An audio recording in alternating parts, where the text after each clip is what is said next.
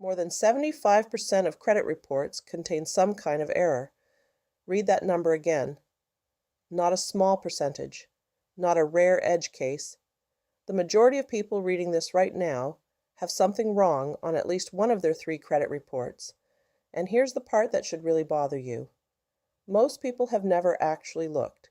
They assume their credit report is just a neutral record of what they've done. It's not. It's a document assembled by 3 separate companies, pulling from thousands of data sources, and mistakes happen constantly. A payment reported twice, an account that isn't even yours, a balance that's months out of date. Today I'm walking you through exactly how to find these errors on your own report, the specific places they hide, and what to do the moment you spot one. This is the single highest leverage hour you can spend on your credit this year. Part 1. Why errors happen in the first place. Before we go hunting, it helps to understand why this happens at all, because it's not really anyone's fault in the way you'd expect. Your credit report isn't built by one central authority checking everything by hand. It's built from data furnished by thousands of individual creditors, collection agencies, and public records offices, all sending information to 3 separate bureaus on their own schedules, using their own systems. Experian, Equifax, and TransUnion do not share a database.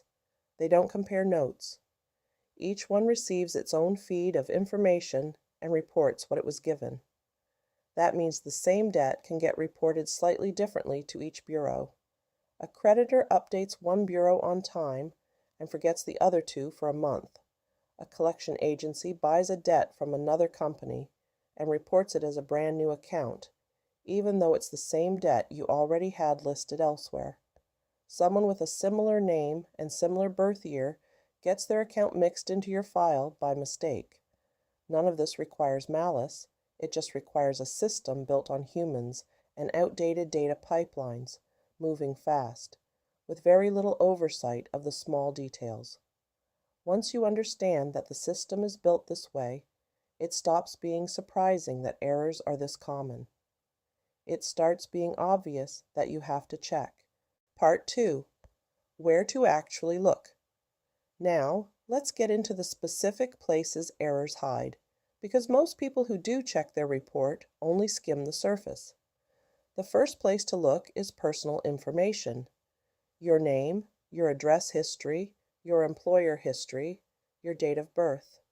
This sounds harmless, but it matters more than people think, because incorrect personal information is often the fingerprint of a mixed file, meaning someone else's account data has bled into yours. If you see an address you never lived at, or a name variation you never used, that's a signal to look closer at everything else on that report. The second place is account status. This is where a huge number of real errors live. An account marked as late when you paid on time. A closed account still showing as open. A balance reporting as unpaid when you settled it in full. These specific status errors are common because updates from creditors don't always process correctly on the bureau's end, and a status can get stuck in an old state for months or even years without correcting itself. The third place is duplicate accounts. This happens constantly with collections.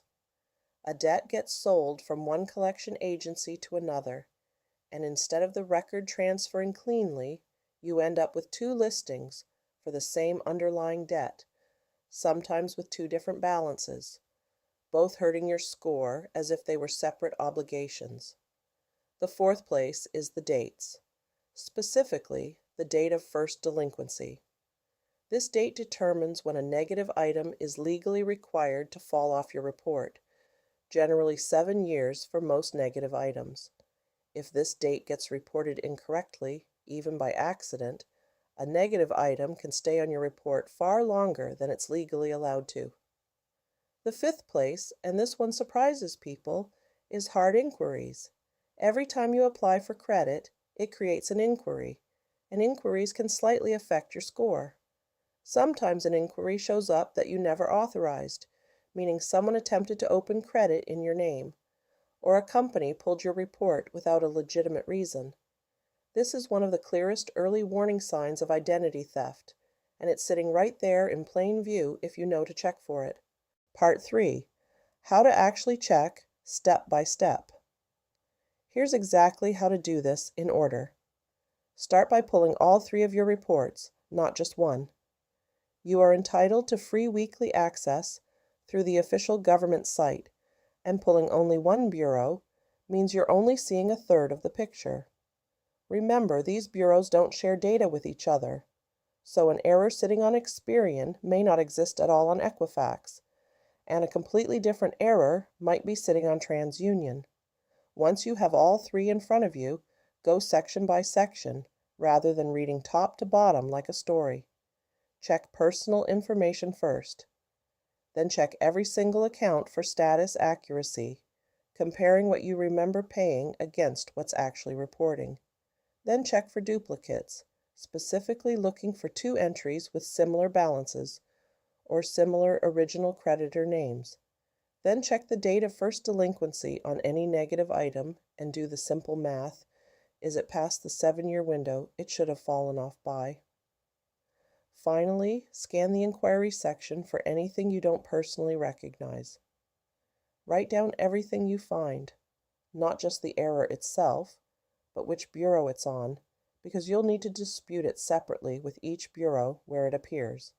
An error corrected on one bureau does nothing for the other 2 if the same mistake exists there too. Part 4. What to do.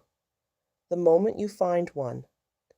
Once you've identified an error, the path forward is straightforward, but the order matters. Document the error clearly. What it says, what it should say, and why.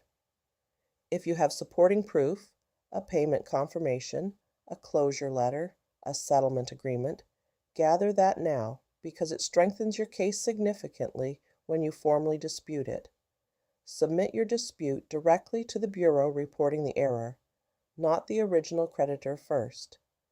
The bureau is legally required to investigate, and that investigation forces the creditor to verify their information, which is often when the real correction happens, either because they confirm the mistake or because they simply cannot verify the outdated information within the required window. Then wait for the investigation to run its course. This typically takes several weeks, and during that time, the specific item may show as being disputed on your report. This is normal and expected. It's proof the process is actively working, not a red flag. Here's the truth most people never act on. Your credit report is not a passive document that exists somewhere out of your control. It's an editable record, and more often than most people realize, it contains mistakes working against you without your knowledge. 75% isn't a scare statistic. It's a genuine reflection of how this system was built, spread across 3 companies, fed by thousands of data sources, none of them perfectly coordinated. The only difference between someone whose score is quietly being dragged down by an error and someone whose score reflects their actual credit behavior is whether they took the hour to actually look. Pull all 3 reports. Go section by section. Write down what doesn't match reality and dispute it directly at every bureau where it appears. This is Credit Clarity. We'll see you in the next one.